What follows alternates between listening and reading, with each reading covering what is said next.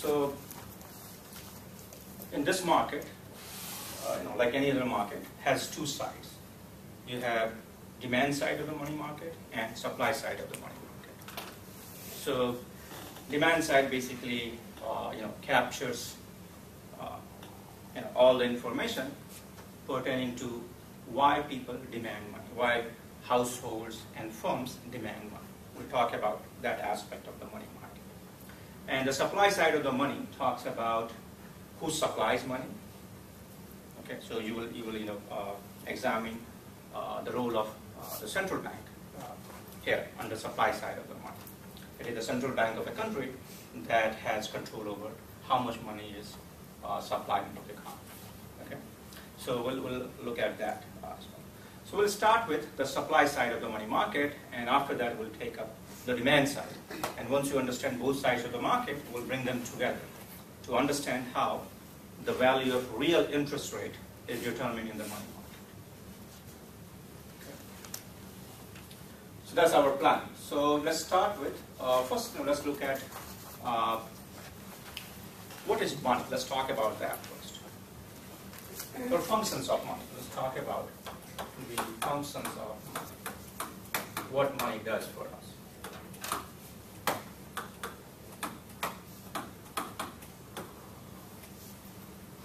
So any asset that we call money must perform three functions.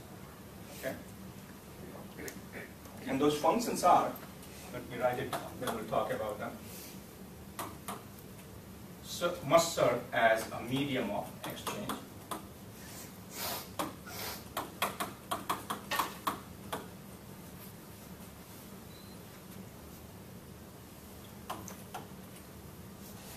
Serve as a unit of account.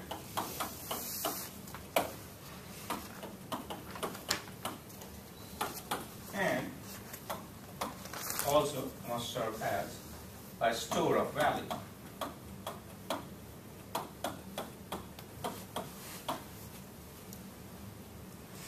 So any asset that we think of as money will satisfy these three conditions.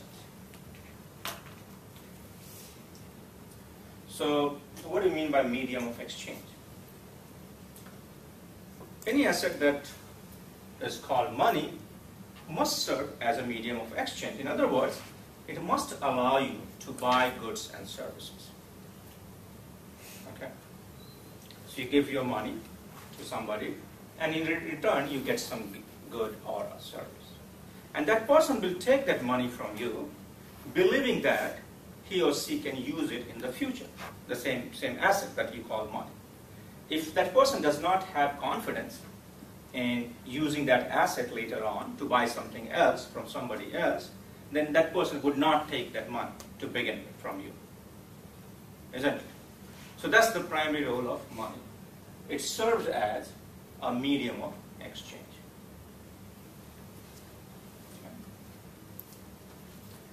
The second function of money is unit of account. So money should serve as a unit of account. So what it means is that, here I write it for you. It allows you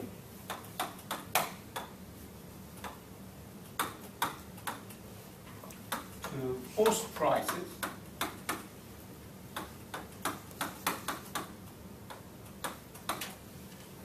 and record debts.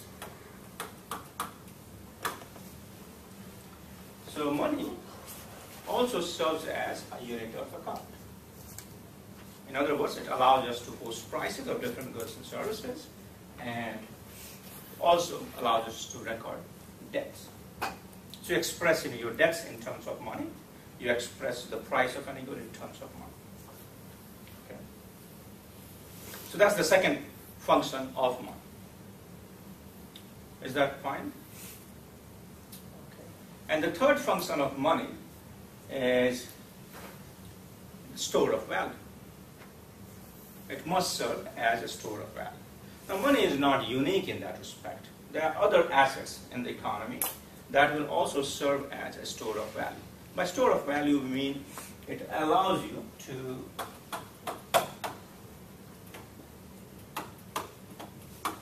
transfer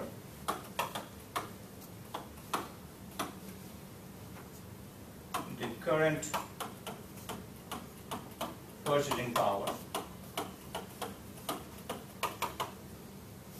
to a future date.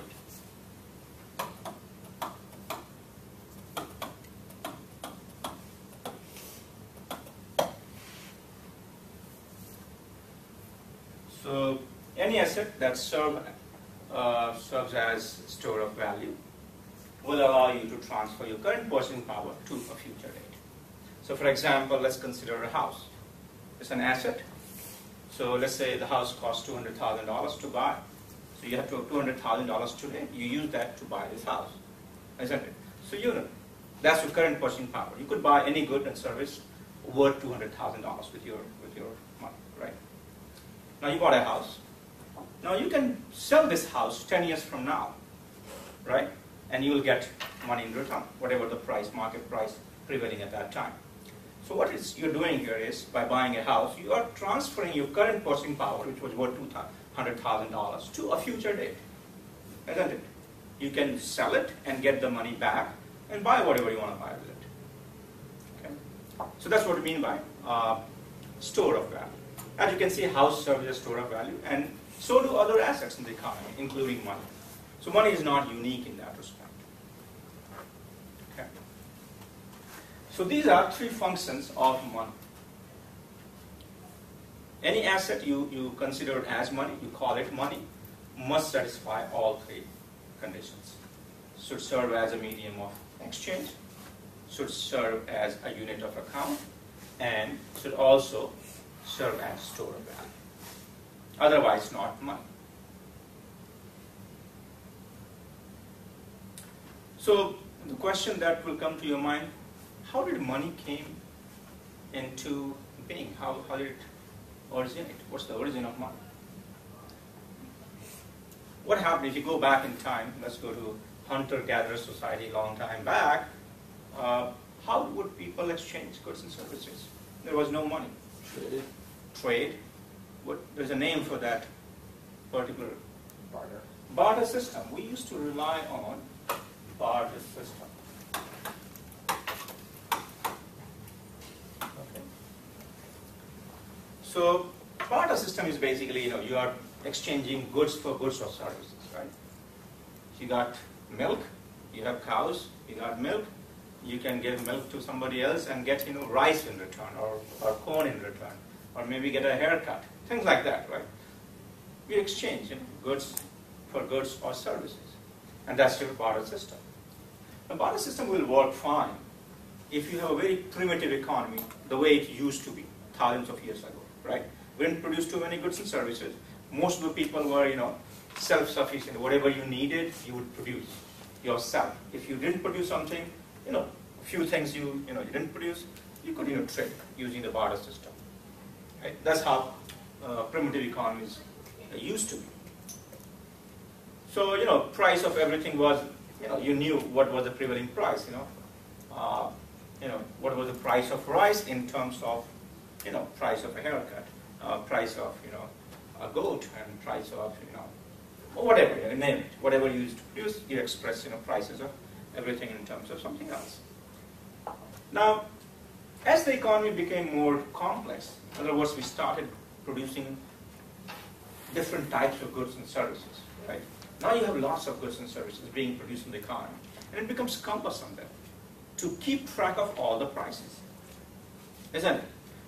If you have, hundreds, thousands of goods you're producing, every product will have thousands of prices. How do you keep track of that? It's very difficult. So we needed to simplify the system. And money was a good answer to that complexity, isn't it?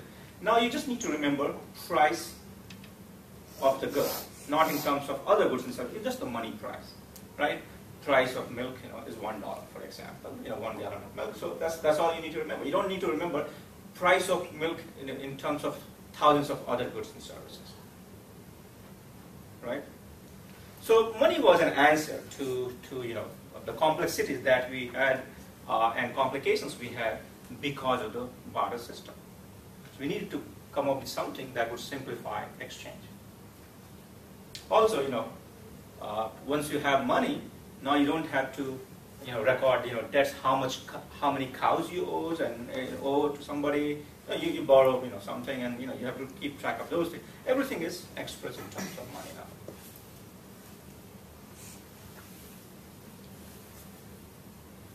Is that fine with everybody?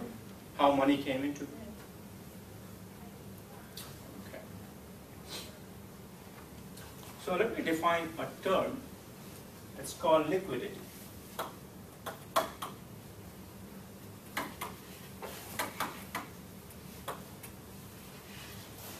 What do you mean by this term? Have you come across this term before? Liquidity? In what context do you use it?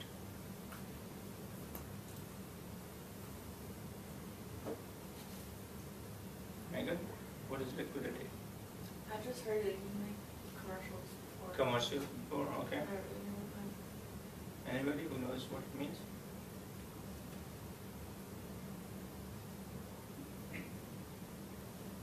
Okay. Let me define it. So liquidity refers to the ease at which an asset can be converted into the economy's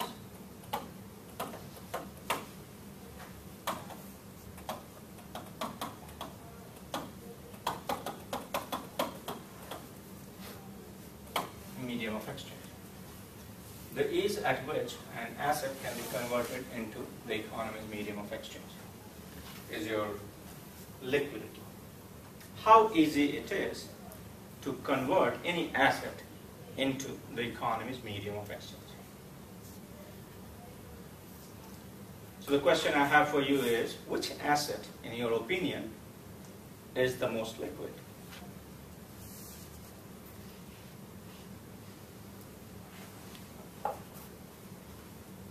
Be the dollar. Cash, that's correct. Dollar is the most liquid asset. It's already converted into the economy's medium of exchange. Right? So the idea is that you can rank an asset in terms of liquidity. How liquid they are, you can just rank it based on that. Different types of assets you can look at, and you can basically rank how liquid they are. Okay? We'll use this liquidity concept later. Next, let's talk about types of money that we have used historically.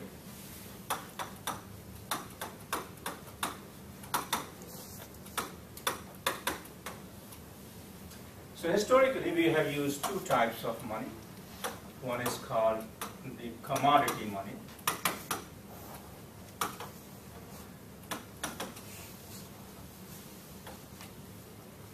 And other type of money that we have used is called fiat money. Commodity money and fiat money. Commodity money are those assets that have intrinsic value. We have used some assets as commodity money, and they have intrinsic value.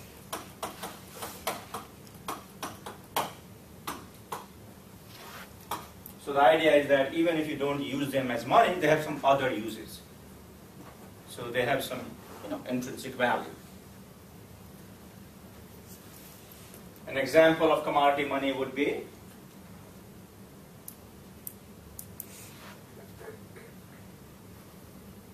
precious metals like gold, silver,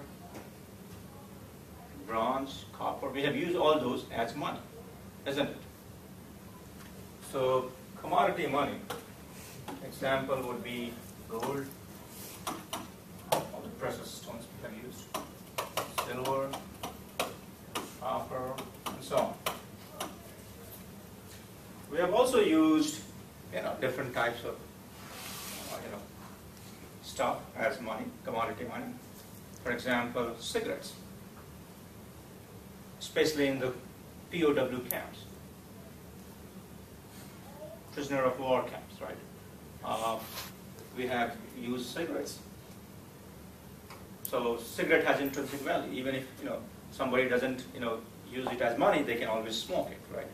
So, and cigarettes are very valuable commodity inside the prison. Have you seen a movie called Stalag 70? Nobody has seen it. It's an old movie, black and white movie. I saw that movie in my economics and film class, and that's a good. It shows how the trade would take place inside a POW camp. And so it was World War II, around that time. It was a German camp, where American soldiers were captured and they were kept inside Stalag 70, this prison basically. And so it was the day-to-day life over there in that movie. And you see how an economy forms, underground economy within that prison camp. And cigarette was used as money in that movie. So that's a good example of commodity money. They have intrinsic value. Okay.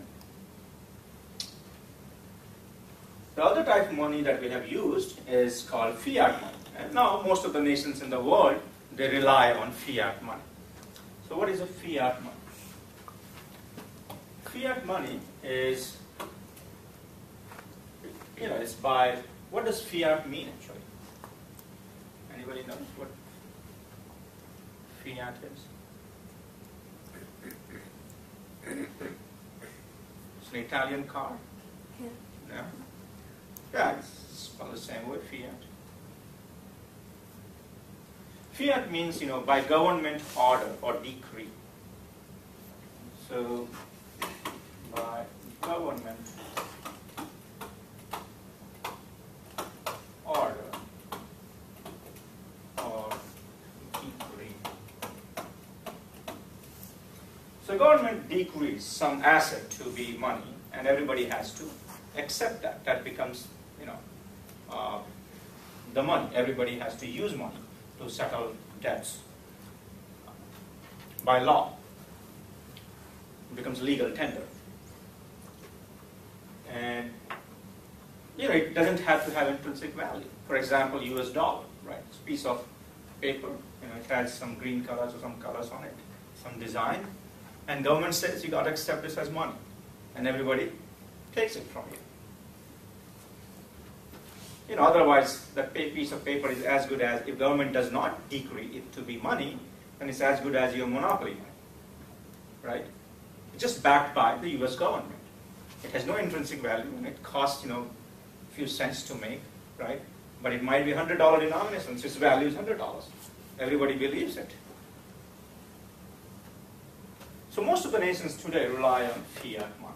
I mean, you still have, coins, right, made of some metal. But the primary, mode is still, the fiat money, the paper currency. Okay. So these are two types of money we have used historically. Next, let's talk about how do we measure money. How much money we have in the economy. Let's talk about that next. So measures of money.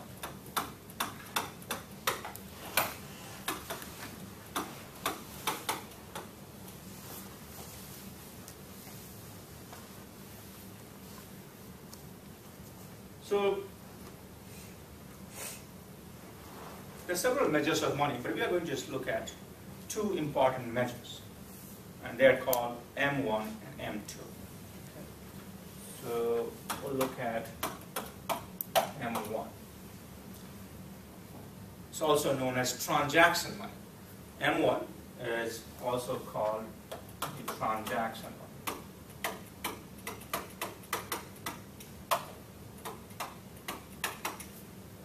So what does M1 include? M1 includes currency and coins in the hands of public. So M1 includes currency and coins in the hands of public.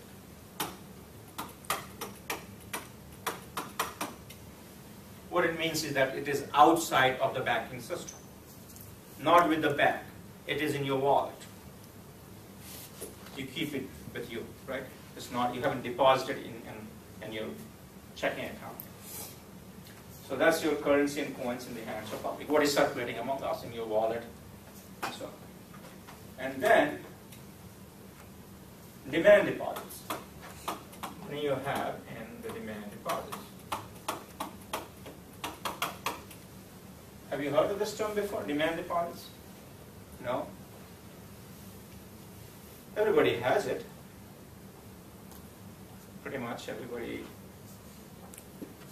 you meet, most of people have demand deposits. What is it? Like a credit card? A loan? A loan? It has something to do with the bank. It's your checking account. Everybody had checking account, right? You put your money in checking account, you can write check against it. Isn't it? So checking account, basically money you have in checking account is called demand deposit. What it means is that you can go anytime to the bank where you deposited your money and ask all the money for withdrawal. You can withdraw all of it at once. It's available on demand. Okay? Now, if you're using ATM for the checking, ATMs would not, there's a restriction how much you can withdraw in a day, right? Some banks have some limitation how much you can withdraw in a day from your checking account. But if you go to the bank where you deposited and you open your account, they will give you all the money that you have in your account without any restriction. Okay? So that's your demand deposits. So money in demand deposit. And then you include traveler's checks.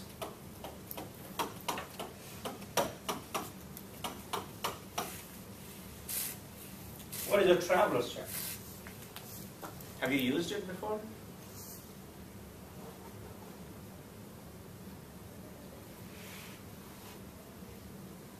It's only where you go to a bank Mm-hmm. and you tell them how much you want on an actual traveler's check, and you can take it to another country and have their currency. It's like a That's correct. exchange. Yeah, that's correct. It's a safe mode of carrying money in foreign countries, right? So you can get a travel check for let's say $1,000, and you travel to Europe or somewhere. You can go to any there are a lot of places you can just exchange it for local currency, right? You just have to sign, and probably show your ID if they ask for it, just to match the name. If you lose it, you still get your money back. If you lose dollar bills, it's gone, right? But if you lose your traveler's check, you just have to keep record of the numbers that was there, and you can get it back. So it's safer mode of carrying money internationally. Nowadays, your ATM card, your bank gives you the ATM card that has also works as a credit card, right? So you can use that directly deduct money from your checking account, or you can use is that a debit card, right? Or you can withdraw money. People don't carry traveler's check. It's not that popular anymore, but it used to be very popular till a few years ago. So that's your traveler's checks, and then you have other checkable deposits.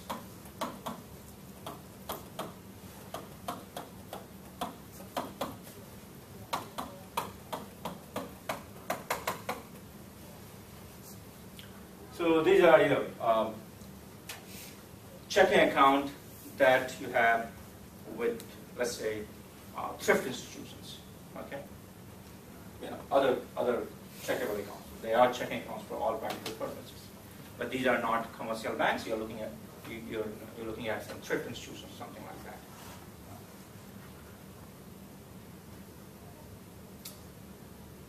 So that's your M1, transaction money. These are highly liquid. The idea is that they allow you to buy goods and services, without much inconvenience to you. Okay? You can use them readily. They're available whenever you need them, most of it. So that's your M1.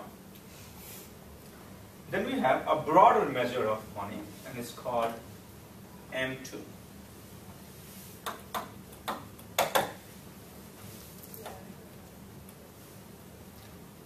So M2 is also known as broad money.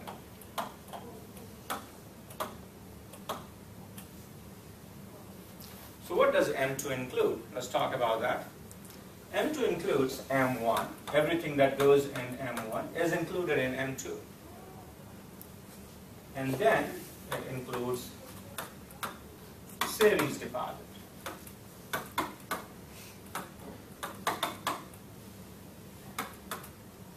Small denomination,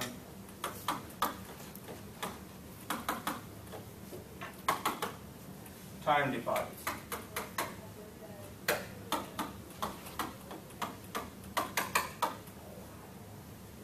And money market mutual fund.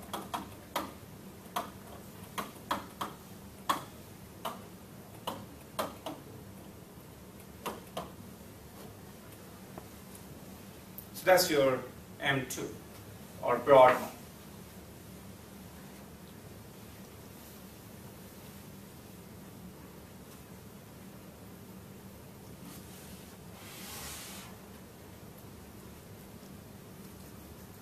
So savings deposit is included under M2 and not under M1. What is the reason for that?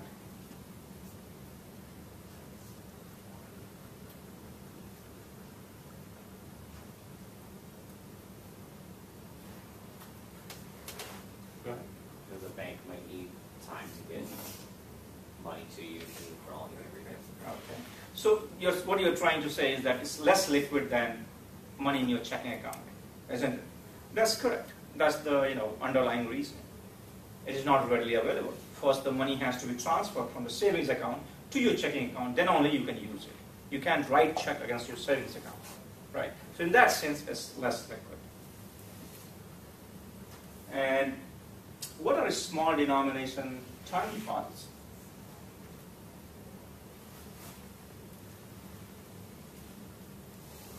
Are there like certificates of deposits That's- to be in there for a certain amount of That's time? correct, yeah. Certificates of deposits. You can buy CDs for 3 months, 6 months, 9 months, maturity period. So the idea that you buy, let's say you buy a CD for $1,000, right? That expires in the 6 months time. So you deposit $1,000. It promises to pay you some interest for the next 6 months, right? So it gets accumulated. At the end of the 6 months, you get your money back, principal amount, $1,000, plus interest you earn on $1,000, isn't it? So basically you're earning some extra money by buying certificate of deposit, pays you interest. Okay. Now the only thing is that once you buy CDs, it's not available to you for 6 months. You can't use it to buy something, right? So in that sense, it's less liquid. You can always break your CD, but you have to pay a penalty. There is a penalty associated with breaking before the maturity period, right? Maybe, let's say you need money, $1,000 after 3 months of buying CD. You can always break it. So they will charge you whatever interest was accrued to you over 3 months. They will take a portion of that. That would be the penalty, depending on which CD you buy, which institution has issued it.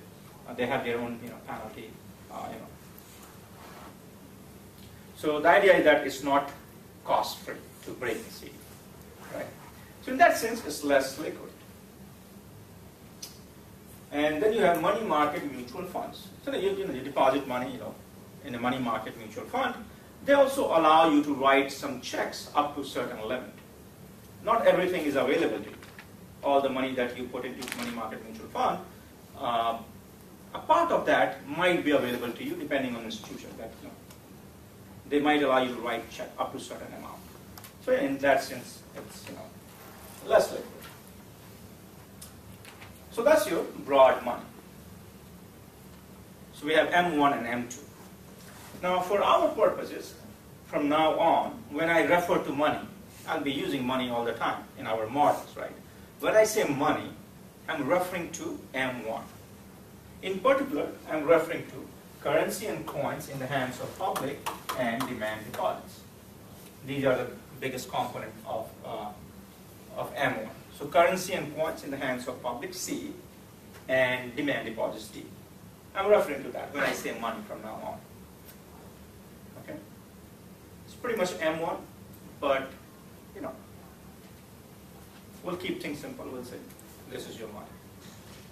Now next, let's look at. Let me show you how much money we have in the economy according to M1 and M2, and you get that information from the Federal Reserve Bank's website. So let me go there and see if I can show you the latest figure we have.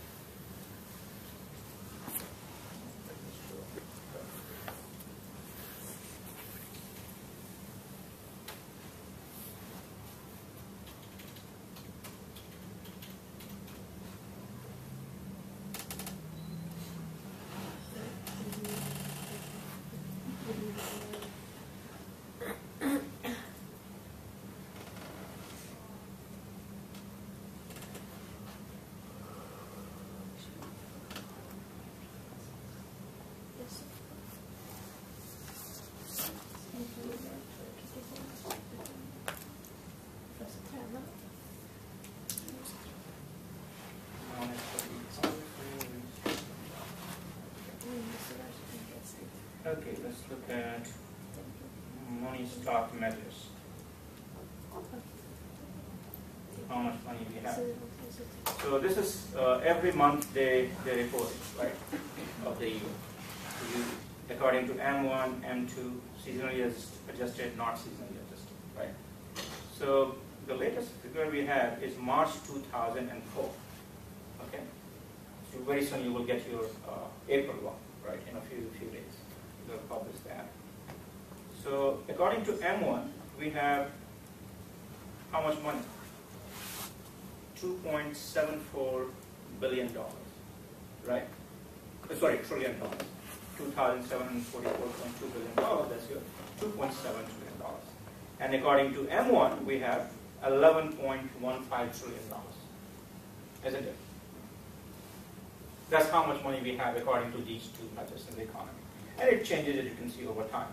You can have historical data, you can go back in time since the creation of the Federal Reserve Bank, and you will have that data. Let's look at the individual components. This is your currency and coins in the hands of public. You see that? So how much money we have in this? Almost $1.2 trillion, right?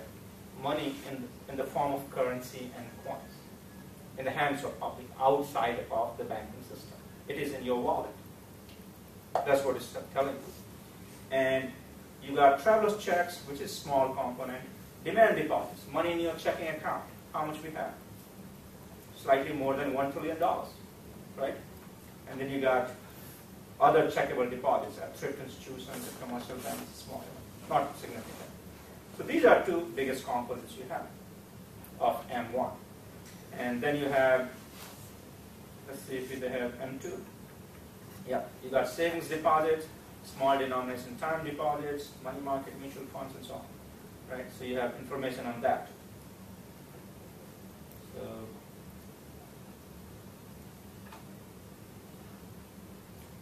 is that fine with everybody? So let's pay attention to this. This is your $1.19 trillion. That's currency and coins in the hands of public, circulating among us, outside of the banking system. So what it tells you that this money is circulating among us. It's in your wallet with you. You haven't deposited this money in your checking account.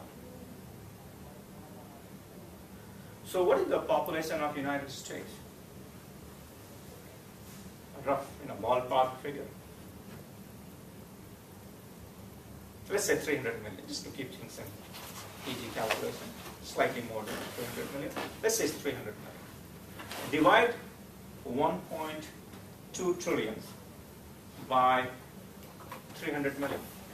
See what you get.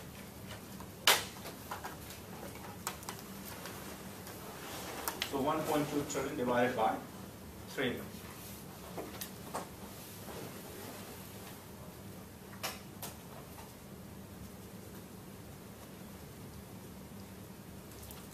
$4,000 per person. Calculate, see what you get.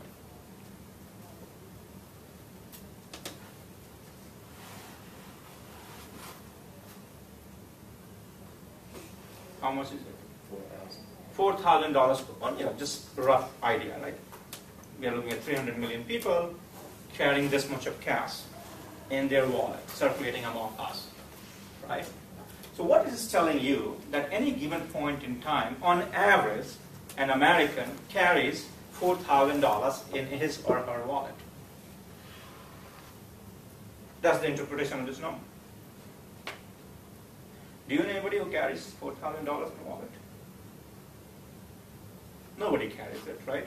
You don't know anybody, I don't know anybody who carries $4,000 in his or her wallet anytime.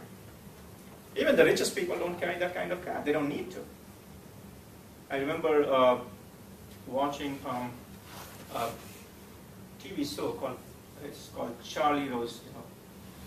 Charlie Rose from that PBS. It comes from PBS, and he interviews important people. Talks about important issues facing the nation, the world, and so on. So he was talking to, like a long time ago, I would say 7, 8 years ago, to Warren Buffett, who's one of the richest men in the world, right? Have you heard of Warren Buffett? Okay. So he's, I think, the second richest man in America after Bill Gates.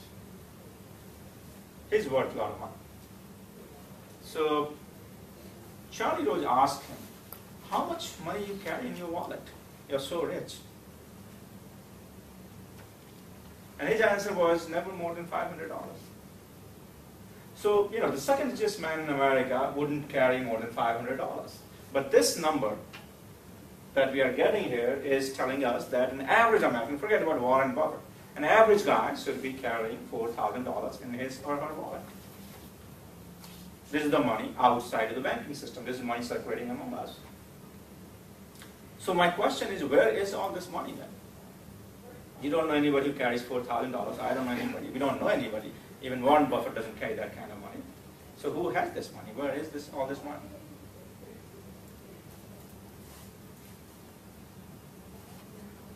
In your house? So you think all of this money is hiding in people's house? People keep it under their mattress or something like that? No? Do you know people around who still keep money under their mattress? Okay. You know somebody? Me. You keep under mattress? Not here, but at home. Okay. My grandma does. Yeah, some people, she says senior it's growing underneath. Yeah, senior citizens you would expect, right? She's 92 though. Yeah, so they don't have any trust in the financial system. They have seen the Great Depression, how banks collapsed, they lost all their money. They don't trust those. So you would expect a lot of people like that to keep money at home, or in safe deposit or whatever it is, not with the bank, or so some of this money might be in that form, but that doesn't explain $1.2 trillion. That's like you're looking at world's 10th largest economy. That's how much money you're looking at. All the grandmas in America, they won't be carrying all this cash. I'm pretty sure about it. Right? Shouldn't stores have some cash? They have some cash too, but they don't keep a lot of cash in America because of robbery. Any given time, you see any store you go, we don't keep more than $50 in cash. They have written over. Otherwise, if it's known you keep you can't keep a lot of cash, people with guns will come and take all of it from you. So they immediately they get cash and it goes to the bank. Immediately they deposit it. They don't want to attract rob us. So nobody likes to keep cash. So the question is, where is all that cash? Your grandma doesn't have all of it. Huh? Lost? The answer is we don't know for sure where all this cash is. Nobody knows with certainty. Only you can speculate about it. Where all this cash might be, nobody knows with certainty. And some of the plausible speculations on this would be that a lot of this money, currency, is lying with people who are dealing with criminal activities, who are criminals basically. Drug dealers, for example, right? They never carry transaction by using checks. They won't take a credit card from you. They always do transaction in cash, right? So a lot of money might be with these people, criminals. They don't like to leave any paper trail to hide their activities. Okay, so a lot of it might be with them. Another hypothesis is that a lot of this money is abroad, not here in the US. And the reason is very simple, that once money leaves US source, it never comes back to the US.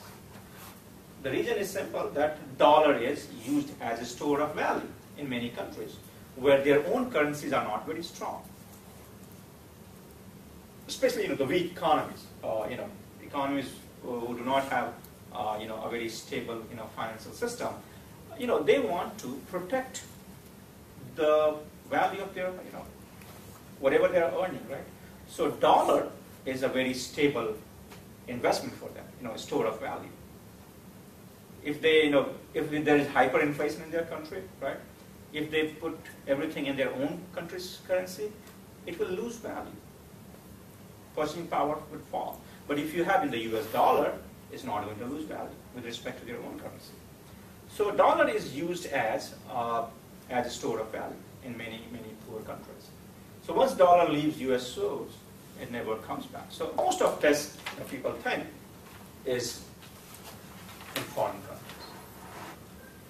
In many countries you can use dollar, like their local currency over there. They accept it readily. In many countries, you will see that. I was in Nepal in December. This is last December. I was vacationing there for a month, and I had US dollar. I did not convert it into the Nepali currency. But anywhere I would go, they would take dollar from me. I knew what is the exchange rate between US dollar and Nepali rupee, right? And I knew $1 will get me 100 Nepalese rupees. And I could use it, pretty much everybody would take it from me. I didn't have to get Nepalese currency. So many countries, people know the value of dollar, they'll just take it. They'll take it from you. Okay. So that might be another explanation where all this money is. Okay, is that fine with everybody so far? So next let's talk about how commercial banks create money. Okay, and then we'll stop. We won't talk about the Federal Reserve System today. We'll probably watch a movie on it tomorrow, documentary or something like that tomorrow if I can find a video. And then we'll talk about the Federal Reserve System. Okay. But today we'll talk about how commercial banks create money. Let's look at it.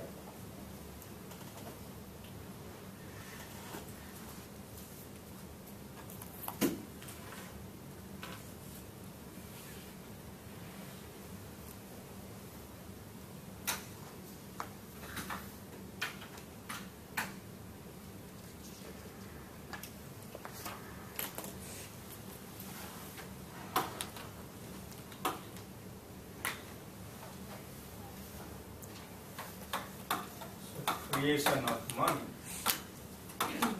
by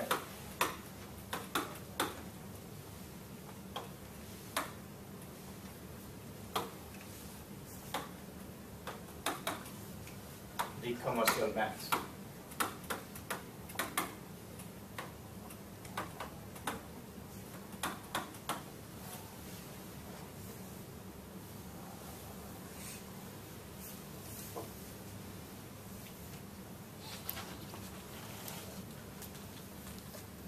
So when I say creation of money, I'm basically referring to M1, right? Currency and coins in the hands of public and demand deposits.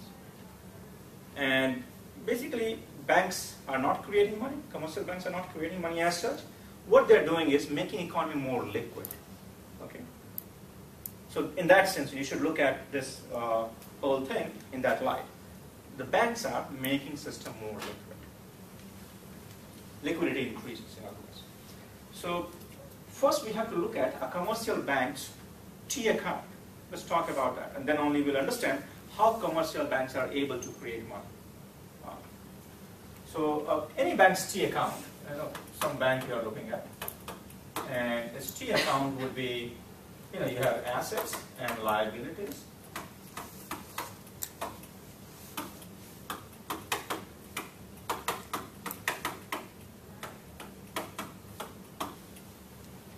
So suppose you open your checking account with this bank, your demand deposit, right? So whatever money you put, that is your asset and bank's liability, isn't it? Let's say you put $100, you deposit $100 with this bank. You're banking with this institution, and you put $100 in the deposit. That $100 is your asset and bank's liability. Bank owes it to you. So deposits, any deposits, would appear under the liability section. Now the bank will keep this deposit in its reserves. That becomes bank's assets. So reserves are bank's assets. So all of that deposit you have with the bank becomes bank's reserves, and that's bank's assets. There are two types of reserves. One is called the required reserves. So we have required reserves and excess reserves. So required reserves are fraction of the deposit that a bank must keep in its vaults all the time by law. Fraction of total deposits that the bank has must be kept in the bank's vaults in the form of required reserves. So every bank has to follow that law. So particularly whatever that fraction is set by the Federal Reserve Bank in the United States, every bank must. So let's suppose the required reserve ratio is 10%. Okay, the Federal Reserve Bank tells every bank in the country to keep 10% of their total deposits in the form of required reserves. So if the bank has $100 in deposits, the bank must keep $10 all the time in its vaults to meet any withdrawal requests. Okay? The idea is to have enough money on hand to meet any kind of withdrawal request. Not all people will go at once and withdraw money from the bank. It doesn't happen these days, right? There's no bank panic anymore. It used to be the case during the Great Depression era, and before that, all of a sudden people will lose confidence in the banking system, and everybody who has account with that bank, at once they'll reach the bank and ask for withdrawal, right? And that bank doesn't have enough money because they have already loaned out that money, your money, to somebody else for a mortgage or car loan and things like that, right? Banks use your money to make loans, so you can't call all the loans at once. So basically, bank doesn't have enough money to make all the withdrawal, fulfill all the withdrawal requests, and bank will collapse in that case. That's called bank failure or bank run, right? It used to happen all the time, but then the Congress created Federal Reserve Bank, and its job was to act as the lender of last resort. One of the things it would do. We'll talk about that later. And every bank is now all your deposits are now insured. Up to $250,000 of your money is 100% insured. You don't lose that money. Even if bank fails, you get all of it back. Okay. So nowadays we don't see bank runs anymore. Okay. And one of the things the Federal Reserve Bank requires banks to do keep a fraction of your total deposits in the form of required reserves so that you have enough money to meet any withdrawal request. Okay? So that's your required reserves. And you know, banks can always keep more than required, and that's called excess reserves. And anything left after that, banks are free to loan out to public. So if you add reserves and loans, that should be equal to the liability. Assets equal to liabilities. Okay? Both sides should match. If there is any difference, the difference is net worth will appear here. So net worth is basically your assets minus liabilities.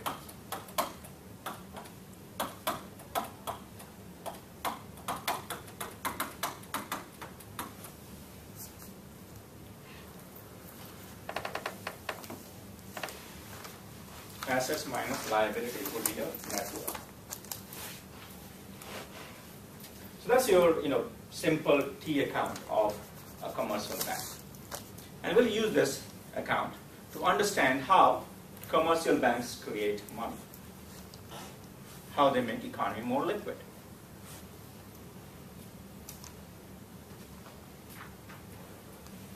All right, so let's suppose we don't have any bank right now. Okay, start with the very basic scenario. And let's suppose you get $100. So government, whoever is in charge, they printed $100, gave it to you. Okay, so you got $100 in the form of currency. What is money supply at this point? Government gave you $100. What is money supply now? Government, central bank, whoever is in charge of giving, printing money. Let's say they printed $100, gave it to you. What is money supply right now, according to M1?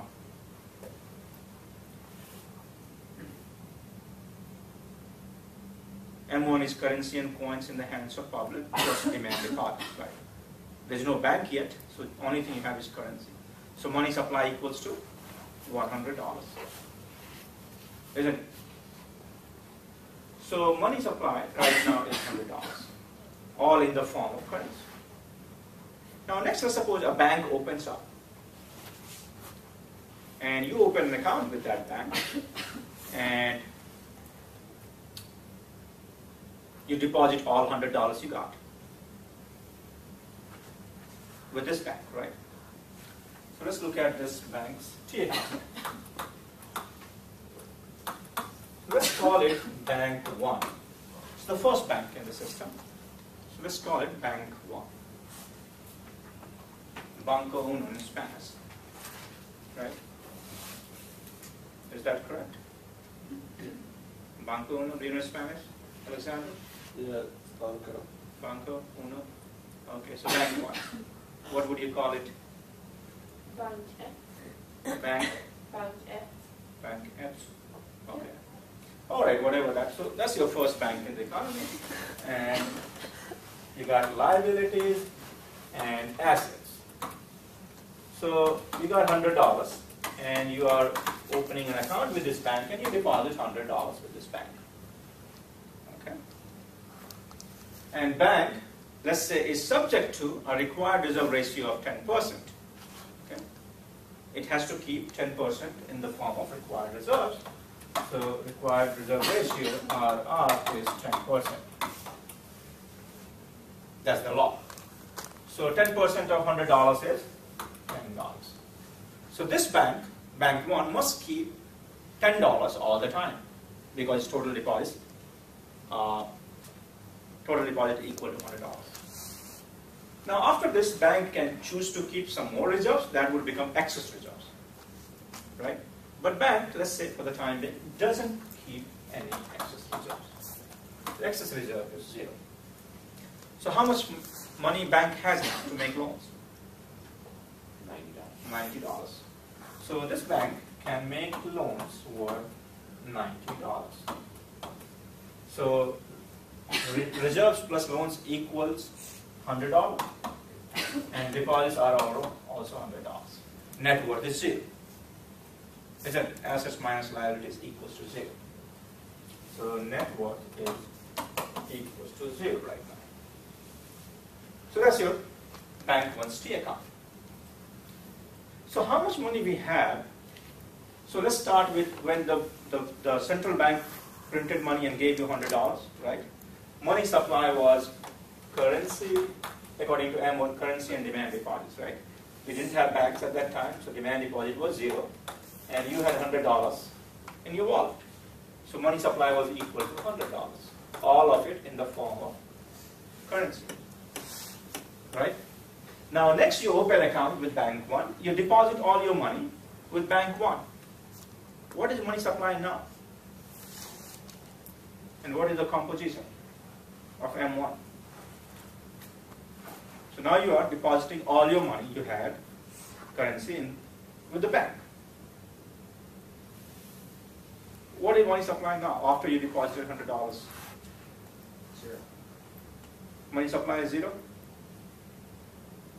What is money equal to? M1, right? Currency and coins in the hands of public plus demand deposits. So what is money supply? $100, still $100. What is the composition of money supply, M1? How much currency you have left after depositing $100 with the bank?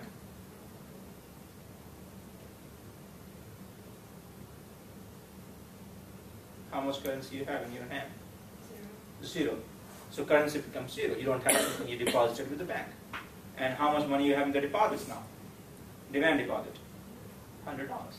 So money supply is still 100. The only thing is that composition had changed. Does that make sense to everybody?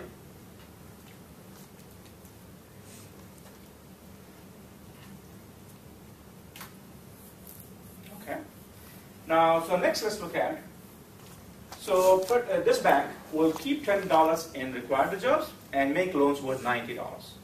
So now next let's look at, bank has made loans $90 to somebody. Suppose you want to buy a house, you needed $90. Bank gave you a loan for $90. Okay. So you got $90 in currency now from bank. So in your wallet right now you have, after you borrowed money, you have $90. What is money supply now after the bank has made loans? Look at the composition, currency and deposits. Tell me how much money we got. How much? 100. Still 100? Okay. Anybody else?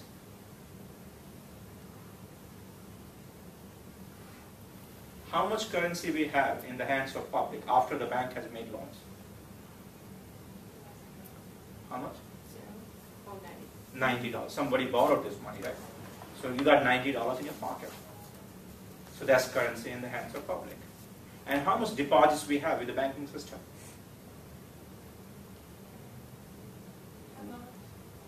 Deposits, demand deposits. How much we have? $100. So M1 equals to 190. Can you see that? So now we have $190 in currency and $100 in deposits. So M1 is 190. So through banking system, more money has been created. It's not more money has been created, it's just the economy is more liquid. So you got 90 in currency, 100 in demand deposit. Is that fine with everybody? What is happening? So let's see what will happen next. So you borrowed $90 from the bank to buy a house. So you buy a house, somebody who's selling the house gets $90 from you, right? Money supply is still 190, just change the hands. Currency was with you, now currency lies with somebody else in the economy, right? So you bought house from, let's say, Anna, right? Anna gets $90. So money supply is still 190. Now Anna is going to open an account. See banks with some other bank. Let's call it Bank 2. Okay. So let's look at Bank 2's account.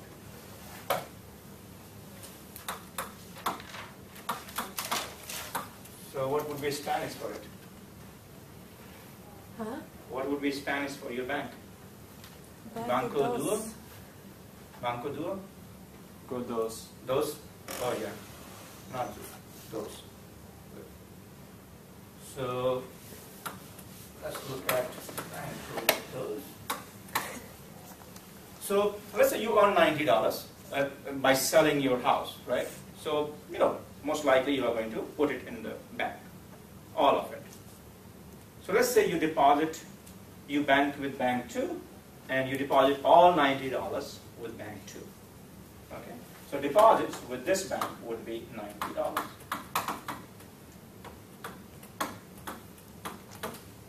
Now, how much money we have in the economy after you deposited $90 with Bank 2 to Bank 2?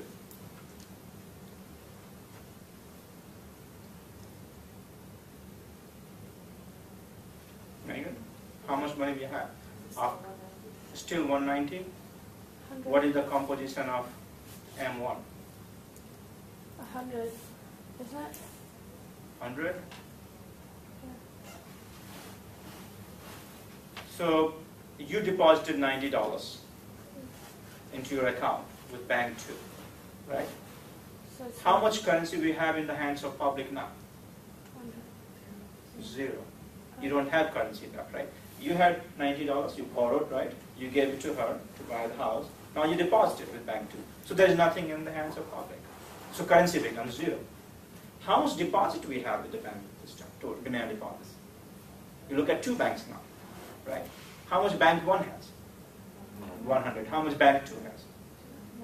So money supply is still 190, isn't it? And quantity of money is still 190. All of it is in the form of demand deposits, nothing in the form of currency.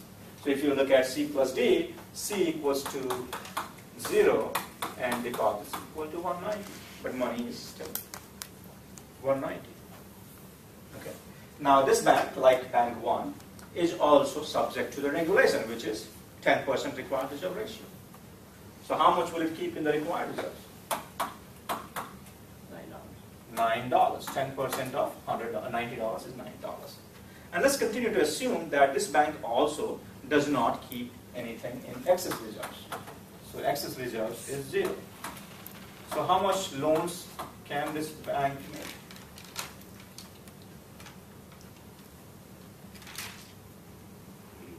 $81. That's correct. So you got $81. So this side is 90, this side is 90. Net worth is 0 for Bank 2 as well. Okay. So after Bank 2 has made loans worth $81 to somebody who wants to go to college, right? Another person in the economy. Now that person is borrowing money from Bank 2 to go to college and pay tuitions and other expenses, and that's $81. Somebody borrowed $81. Okay. So after Bank 2 has made loans worth $81, how much money we have in the economy? And what is the composition of M1? Go ahead. 271. How much is it in the form of currency? And how much in the deposits? That's correct. So now you're getting it. So 81 is currency, 190 is deposits, 271. So with the addition of second bank, more money has been created. We started with $100, right? Now money is at 271. The quantity of money in the economy is 271, according to M1. So as you can see, this process will continue. Somebody will borrow this $81, right, to go to college. College will earn it, and then college will deposit it with Bank 3, right? And then, again, required reserve ratio, 10% of 81 is $8.10, right? Bank 3 will keep it. And then they'll make loans, let's suppose, assuming excess reserves equal to 0. So $72.90 would be the amount of loan by Bank 3. So more money would be created. This is going to continue. It's an infinite process. So my question is, how much money would be created with an initial deposit of $100 and required reserve ratio of 10%? So to know that, we need to find money multiplier. Okay, so I'm going to derive the formula for you.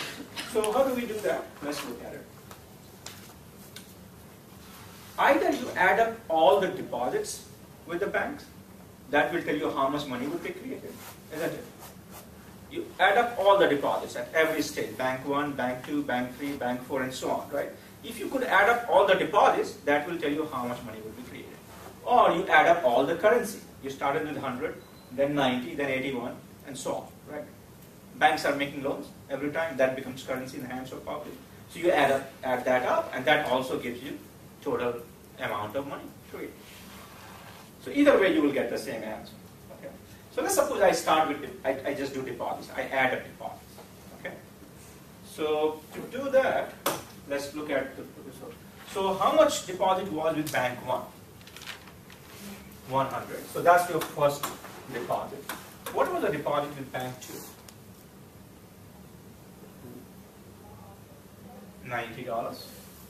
That's correct. What was the deposit with bank 3? 81. And what would be the deposit with bank 4?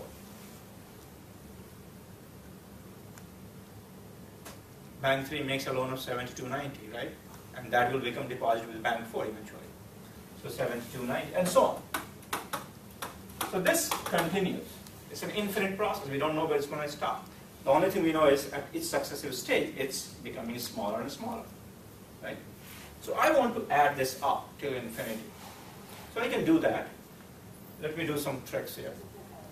First, I will factor out 100 from all these figures you have. So if I factor out 100, what do I get for the first term? 1. What do I get for the second term? If I factor out 100 from 90? 0.9, that's correct. And then 0.81, then 0.729, and so on. This will continue. Okay, so you're factoring out 100 from each figure here. Now next, I have to sum this up till infinity. Okay, I want to add this up till infinity. So how do I do that? There is a neat trick I can do. First, let me express this as 1 plus 0.9. I can write 0.81 as what?